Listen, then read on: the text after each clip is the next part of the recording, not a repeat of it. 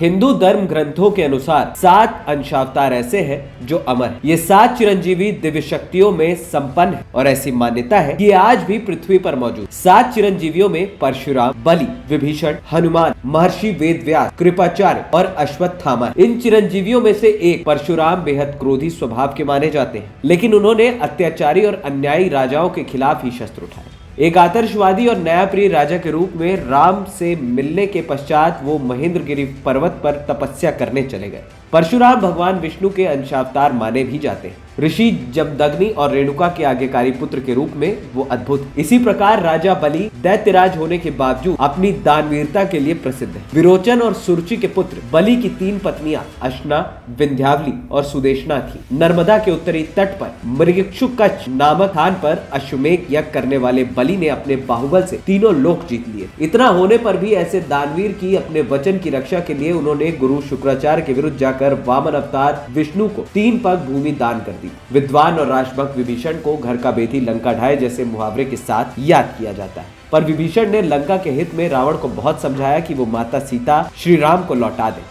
रावण ने उनकी एक न सुनी और अपमानित कर उन्हें लंका से निकाल दिया। विभीषण ने राष्ट्रहित के लिए रावण का विरोध किया और भाई तथा कुल के द्रोही होने के कलंक को माथे पर ले मातृभूमि के हित में कार्य करते हुए सत्य का साथ दिया। वहीं महर्षि वेदव्यास महर्षि पराशर और धीवर कन्या सत्यवती के पुत्र थे। अपना रंग काला होने के कारण एक ओर वो कृष्ण कहलाए तो दूसरी ओर यमुना नदी के बीच एक द्वीप पर जन्म लेने के कारण उन्हें द्वैपायन भी कहा जाता है। इनका एक नाम कृष्ण द्वैपायन के और बादरायणी भी है। यही द्वैपायन अपने अथाह ज्ञान के साथ साथ पुराण, महाभारत और वेदांत सूत्र की रचना के कारण महर्षि वेदव्यास के रूप में सम्मानित। महाभारत को पंचम वेद भी कहा जाता है। माता सत्यवती के कहने पर उन्होंने विचित्र वीर की मृत्यु के पश्चात उनकी पत्नी अंबिका, अंबालिका और दासी के नियोग द्वारा 3 पुत्रों की उत्पत्ति की, जिन्हें धृतराष्ट्र, पांडु और विदुर के रूप में जाना जाता है। कुरुवंश के कुलगुरु के रूप में विख्यात कृपाचार्य ऋषि होने के साथ साथ अद्वितीय योद्धा भी थे।